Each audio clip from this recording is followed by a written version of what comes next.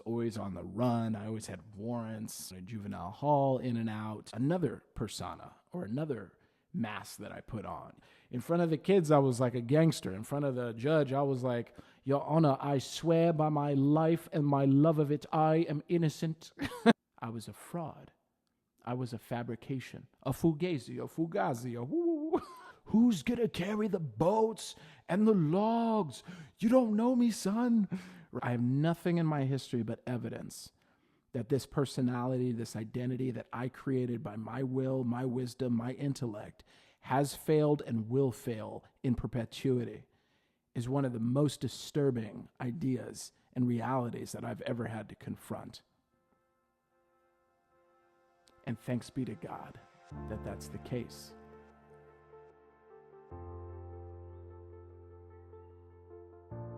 Hello, I'm Nate Pilate, and thanks for joining me again. This is Pray with Nate. I'm sorry, I'm just laughing at my own setup. If anybody can see what's going on behind the scenes here, it is a catastrophe, precarious to say the least. It looks like everything's about to fall over. But in any case, I'm not a professional. I only say that so I won't be judged too harshly. Thank you so much again for joining me. And I wanted to really share something that I've been thinking pretty intently about over the last couple weeks, months, years.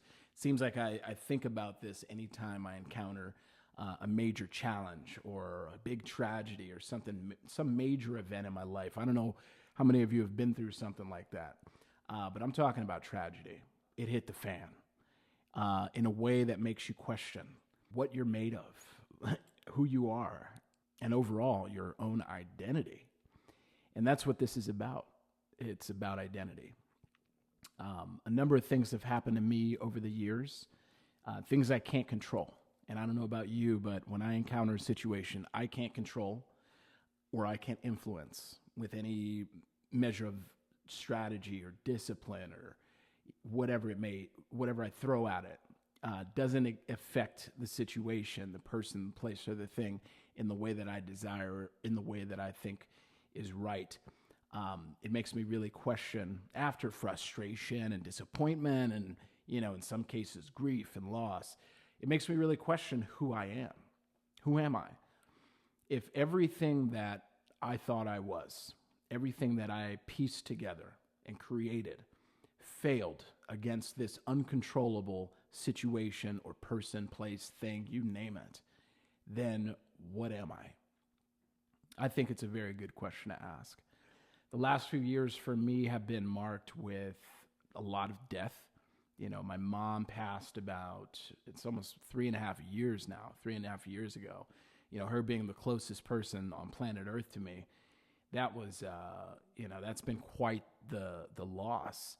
And I think responding to grief, has always been an odd thing for me all my life. And I think in response to my mother passing, I kind of realized, I don't know about you, but death makes me think about my own mortality.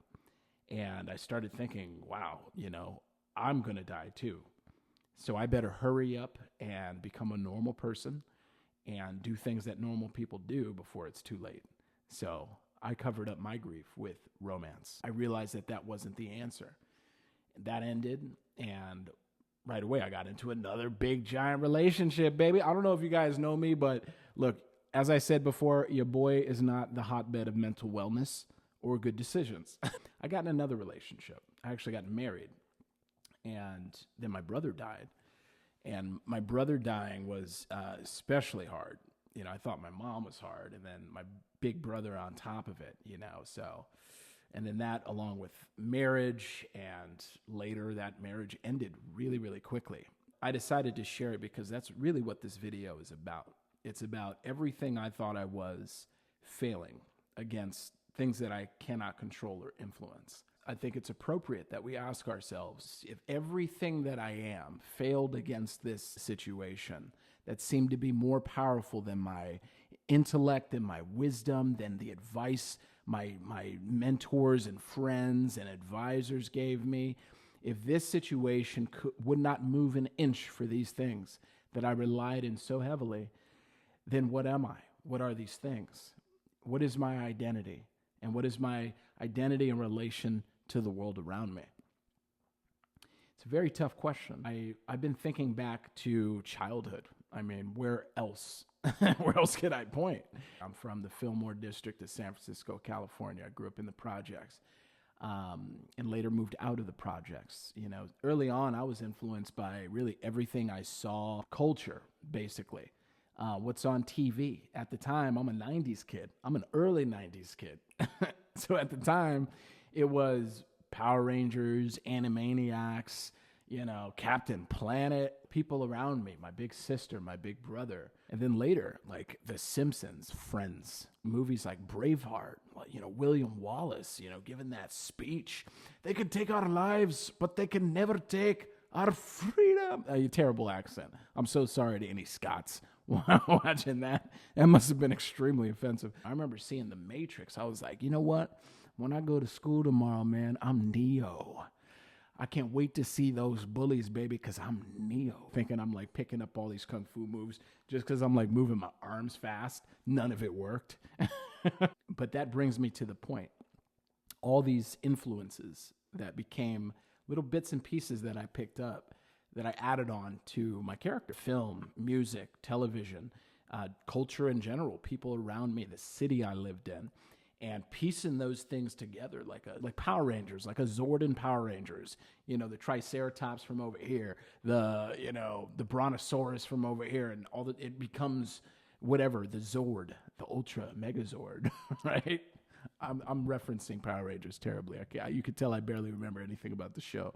My, identity has been pieced together bit by bit over time. A copy of a copy of a copy of a fabrication of a replica of a personality. And growing up in a violent household and going to school and having trouble there, I learned to people please. I learned to peacekeep.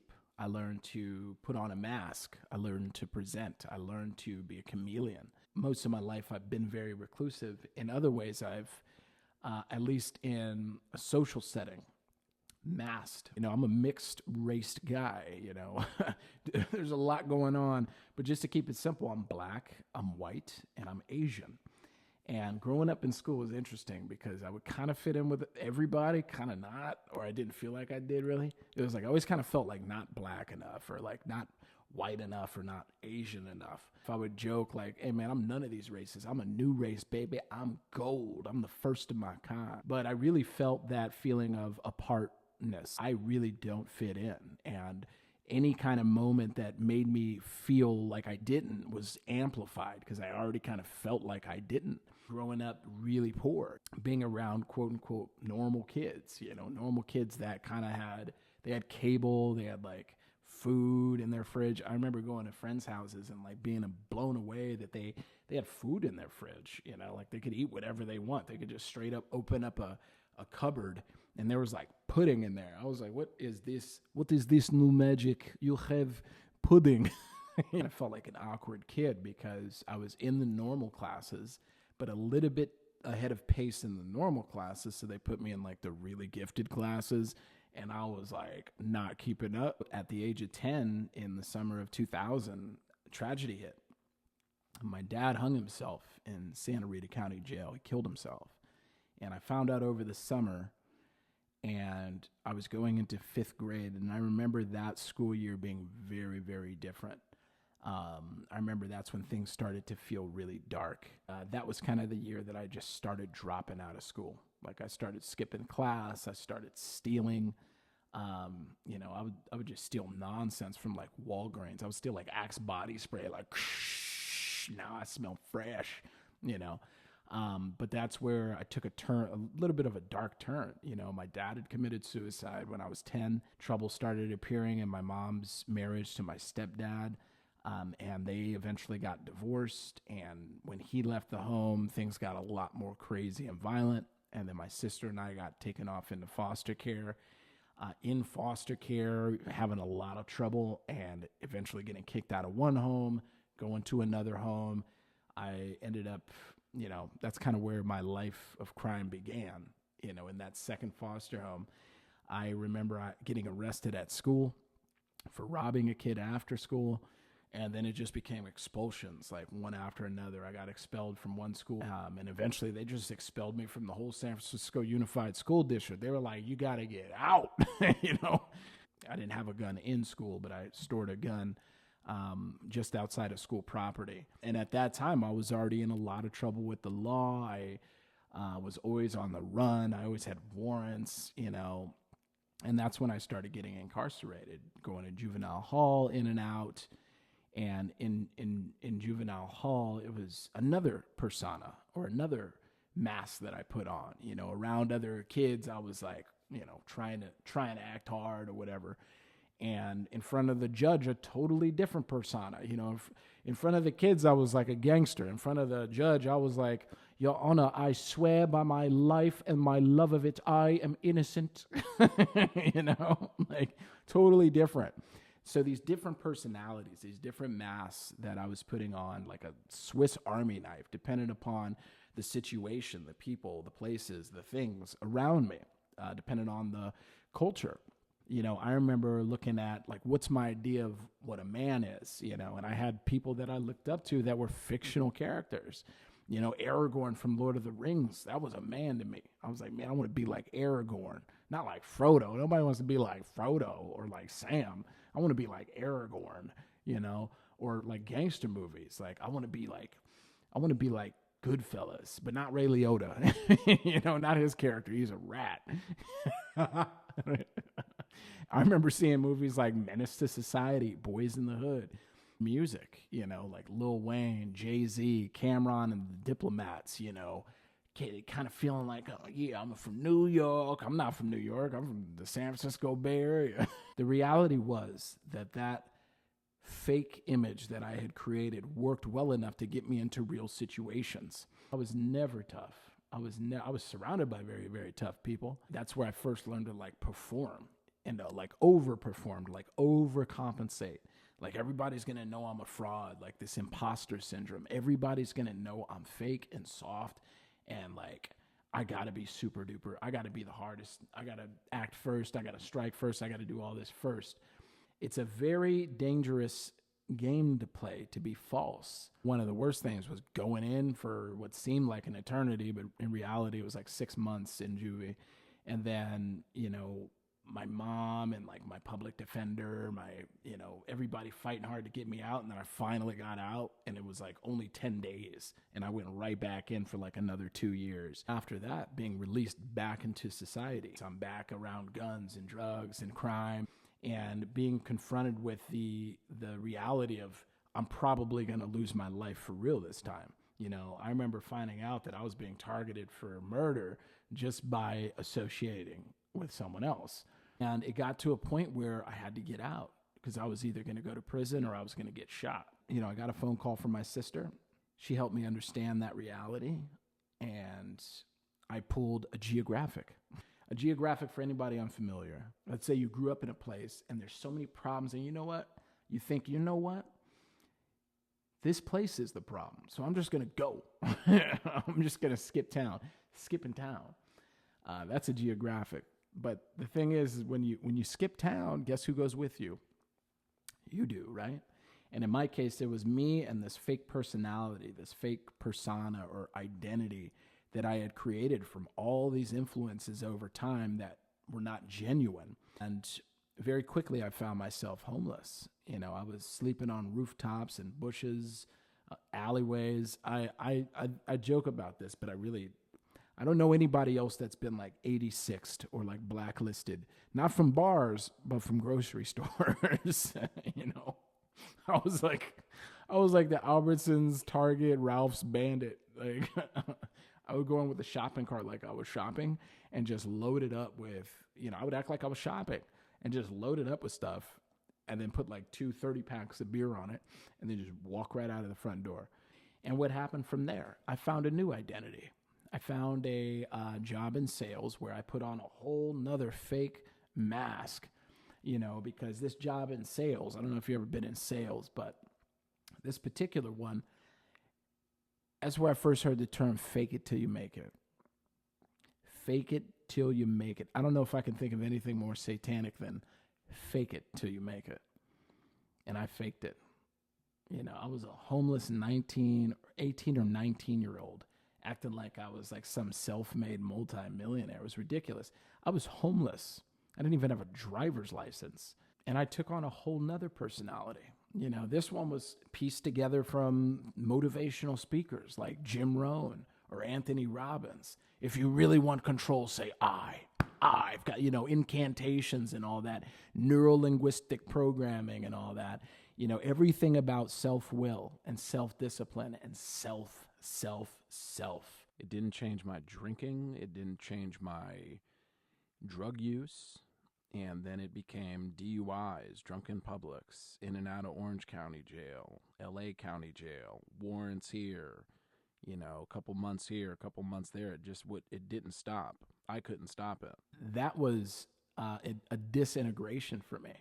That was the first time in my young life where I really had to ask myself, not very effectively because it was very veiled by a lot of alcoholism and drug use, but it really made me question who I was.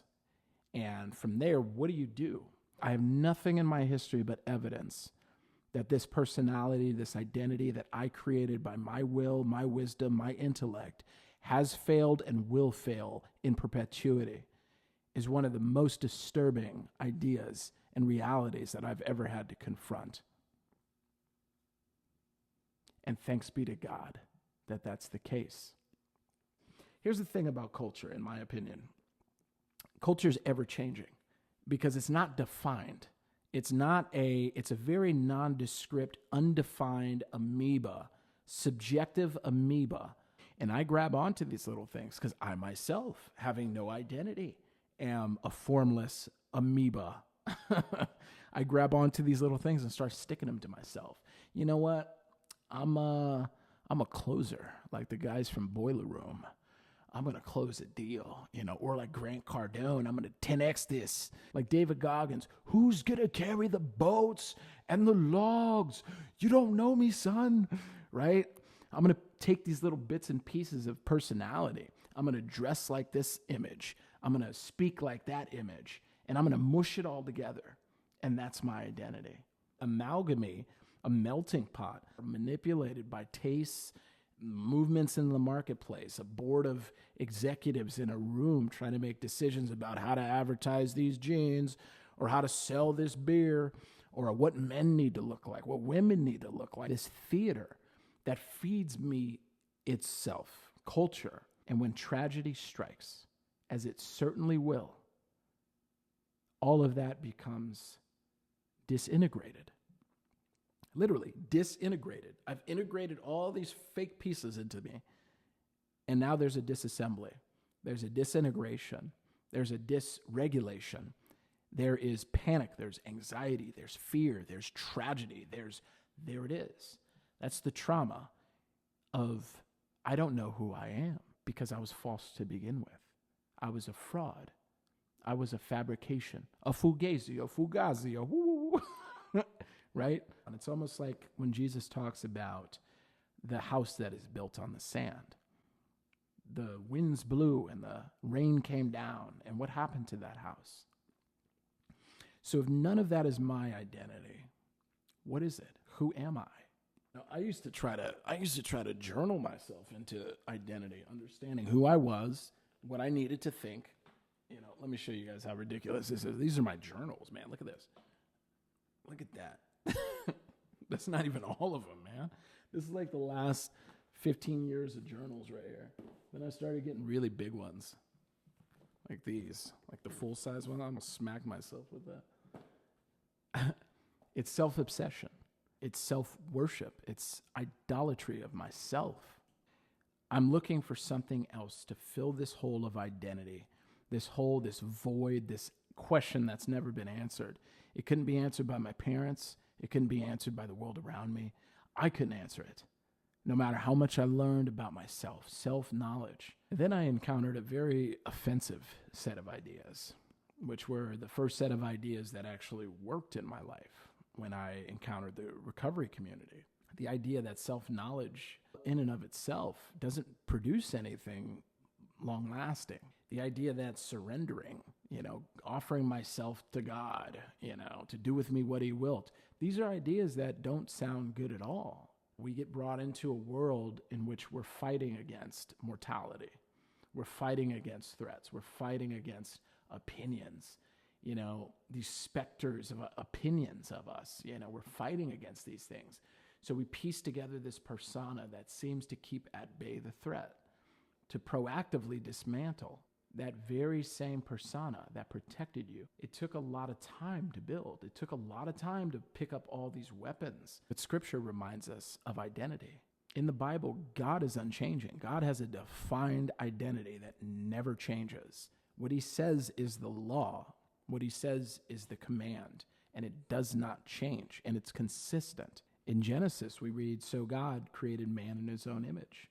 And before there was a culture, before there was, anything trendy or Instagram, there was the image of God, and God created us in his image. So in my opinion, that's the firm bedrock on which I can plant my feet and not be moved at the slightest breeze. At Mount Sinai, the people of Israel were told not to adopt the culture of the world around them, but to rather be a holy, separate nation. Separate meaning set aside, selected, consecrated, set aside for service and dedication to God. That's an identity. In Exodus 19:6, God declares, "You shall be to me a kingdom of priests and a holy nation." And what does holiness mean? Holiness just means set apart, consecrated, set aside as for God's special purpose. Jewish identity has never been dependent on cultural trends. From Babylon to Rome to modern times, Jewish survival has depended upon resisting the influence of the culture of the world around them. The Shema in Deuteronomy chapter 6, verse 4, it says, "Shema Yisrael Adonai Eloheinu Adonai Echad, ve'ahavta et Adonai Elohecha bechal levavcha uvechal nafshecha uvechal meodecha," which means our God is the one and only. You shall love the Lord your God with all your heart, with all your soul, and with all your resources. That's an identity. So that's not just a theological statement. That's a statement of identity. It says the Lord is my God, and he alone is worthy of worship, is worthy of praise, is worthy of my adoration, worthy of my attention. To me, most of my failings as a self-formed identity have come from erecting an idol of myself. What happens when I idolize myself for another person and then I find out these things are fallible? I could watch myself from minute to minute and see my own failings. I can act one way in public, I can act one way in church, like I'm holy and like reading the Bible and taking notes in church. And as soon as I'm in traffic, I'm if you lived in my head, you would think I'm schizophrenic. Like, that's not something that should be worshiped. It says God alone is worthy of worship, to be relied upon, to be prayed to be confided in, trusted entirely, to be loved with everything that I have. Here's a good one. 2 Corinthians 5:17, it says, "If anyone is in Christ, he is a new creation." I don't know how many of you felt like a new creation when you first got sober, when you first started hitting your knees and praying in the morning. That's a very alien behavior if you grew up like I grew up. So that means that your identity is not defined by your history, your trauma, your abuse, your culture, your neighborhood, your zip code, the car you drive, the way you work out, the gym you go to, the food you eat, what you can cook, what you cannot cook, the six-pack on your calves that it took you 2 years to form, what you believe, what you read, the music that you listen to. In fact, it's not based on anything about you, but it is defined by everything about God. Who he is, what he said, what he promised, what is the covenant, what is my part in his world, what is his will. These are things that you find in an identity that's built on a firm foundation, is an answer that is given under all circumstances. That's faith. Faith to me is, I might be up against the unimaginable, but I know that I'll be able to, at least to the extent of my ability, confront it in a way that is faithful to God. And that's an identity. So identity is not formed by culture, or by my race, or 17 of them. If you're like me, I'm just joking. Or even by my own life. It is formed by the Creator. My identity was given by my Creator, by God, and it is marked by my separation as His creation. Jesus replied, "Love the Lord your God with all your heart and with all your soul and with all your mind. This is the first and greatest commandment." That's from the Shema in Deuteronomy 6. That's Jesus reciting the Shema. So if I choose culture to define me, it's always going to shift. I will live in a state of existential dementia, confused, frustrated, disoriented, struggling to find out what's true in me and the world around me.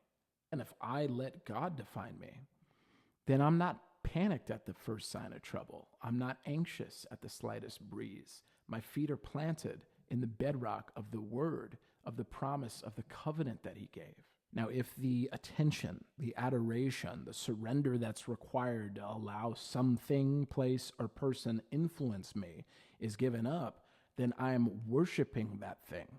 I am welcoming that thing in to influence my identity, and therefore detaching myself from the permanent and reattaching myself to the impermanent, which is subject to decay. And a true identity, in my opinion, is not self-invented. It was given completely before I even arrived. As it says, "Before I formed you in the womb, I knew you. Before you were born, I set you apart." Before you even got here, God made you holy and separate and consecrated for His special purpose. That's a whole different identity than stealing my personality, my sense of humor from Chandler from Friends, and my toughness from, Doughboy and Boys in the Hood. These are fictional characters. And it also says something else about us, what we're even here for, what we're designed for. We're faced with that idea in relation to our identity. What's my purpose? What's my passion? God has that already set before I even arrived. What's my purpose? To be of service to Him. God has a specific plan and purpose for everything that He creates. And if that purpose is established prior to conception, that takes the great mystery and anxiety and exile out of my life. With the culture established by God, I have a home. Now, another thing about identity, or accepting the identity as holy and set apart, consecrated for God's special use, is being misunderstood. One of the most peaceful thoughts I've ever had in my life is that I don't matter that much, close to not at all. So other people's opinions of me don't actually count for much. As a matter of fact, my own opinion of me doesn't account for much either. All of them are wrong because none of them are 100% true anyway. They're all subjective. My puffed up idea of myself on Monday morning, I'm going to go in and I'm going to kill it. Or if I go into a boxing ring and think I'm going to just slaughter this dude in sparring. None of that's true. Hasn't happened yet. It's like a projection based on like 45% of the information. And the odds are that I could be very, very wrong about who I am in relation to this thing that I'm up against, which might be a sale, it might be a sparring partner, it might be a romantic prospect. The point is I can't share a quarter, half, or 75% truth, which is like my opinion of whatever I think I am. I cannot apply non-reality to reality and expect it to produce a predictable result. Everything that I put together about myself failed. My finances failed. My business failed over and over again. I've met failure after failure after failure in romance, finance, friendships, you name it. Failure, failure, failure, failure. The only time I have not failed, the only time that I've ever been completely successful was when I got on my knees and literally put ashes on my head. And I asked God to take everything from me that stood in the way to my relationship to Him. That's the only time where the pressure was off and there was no expectation of a performance, because I realized I was nothing. I realized that I'm just an impermanent human being subject to pass away just like everything else. Everything else. Does that sound brutal and hopeless? No, I don't think it does at all. I'm not the star of the show. So who cares, man? Not to say it in a way like, oh, who cares if I live or die? Not like that at all. No. What I'm saying is I'm not the star of the show. The creator is. God is. What he says matters. What he says is law. What he says comes into being. That's the truth. And my identity is whatever I am in relation to who he is. This is 1 Peter chapter 2. Therefore, rid yourselves of all malice and all deceit, hypocrisy, envy, and slander of every kind. Like newborn babies, crave pure spiritual milk, so that by it you may grow up in your salvation, now that you have tasted that the Lord is good. Yeah, this is very striking. It talks about that new identity as newborn babies, as nothing before mattered, as what matters now is me as a new creation in God's image, in God's family of believers. What matters now is moving forward in my understanding and worship of God as my creator, as my real identity, as my promised land. As you come to him, the living stone, rejected by humans but chosen by God and precious to him, you also, like living stones, are being built into a spiritual house to be a holy priesthood, offering spiritual sacrifices acceptable to God through Jesus Christ. For in Scripture it says, "See, I lay a stone in Zion, a chosen and precious cornerstone, and the one who trusts in him will never be put to shame." Now to you who believe, this stone is precious, but to those who do not believe, the stone the builders rejected has become the cornerstone, and a stone that causes people to stumble, and a rock that makes them fall. But you are a chosen people, a royal priesthood, a holy nation, God's special possession, that you may declare the praises of him who called you out of darkness into his wonderful light. Once you were not a people, but now you are the people of God. Once you had not received mercy, but now you have received mercy. All throughout history, from creation to even Noah. Noah was separate. He was separated by God. Moses, or Moshe, he was separated by God. He took his fellow Hebrews out into the wilderness, into the desert, into what appeared to be certain death. Their identities. That was a generation that was born into slavery in Egypt. He took them out of what their identity was into the desert. There was no other scenario other than dying in the desert. And all they could do was trust God. And then they were brought to a promised land. And the identity of Jacob becoming Israel, only when he when he held on to God and would not let him go, did God rename him from Jacob to Israel. And the identity of Jesus and his followers. Jesus changed their identity. Matthew, who was a despicable, treacherous tax collector, a guy who basically betrayed his Jewish brothers and sisters on a daily basis working for the Romans. His identity was transformed into a disciple of the Messiah. Peter, who was a fisherman, and violent, apparently. I like Peter. Or Paul, previously being a Pharisee and like the number one John Wick assassin and hunter of Christians at the time. His identity being transformed into one of the foundations of what we come to know today as the church and the faith. See, God takes that identity given by the world and completely does away with it and renames you and gives you a new identity as a new creation in Christ. So in any case, if you have made it to this point in the video, I commend you, because I don't even know what I'm talking about. You guys are listening to the musings of a crazy person, so what does that make of you? Is that your identity? I'm just kidding. But thank you so much for watching. If you have any disagreements or any ideas, anything you got to say to me, put it in the comments. Blow it up, But even if you have your own experience in rediscovering your own identity, how'd that happen? Was it through sobriety? Was it through faith in Christ? Was it through faith in general? Please share it. That's what this channel is about. And also those of you who may have something that I can pray for you about, please also go ahead and comment that below. Anything that's on your heart, I would love to pray for you. I would love to study with you. If there's any subjects of study, feel free to comment them down below. But otherwise, thank you from the bottom of my heart. I'm having a lot of fun producing content for this channel. I don't really care where it goes. It's just a blast. So anyway, God bless you all. May the peace of Christ be with you and your family and your loved ones. I look forward to seeing you again.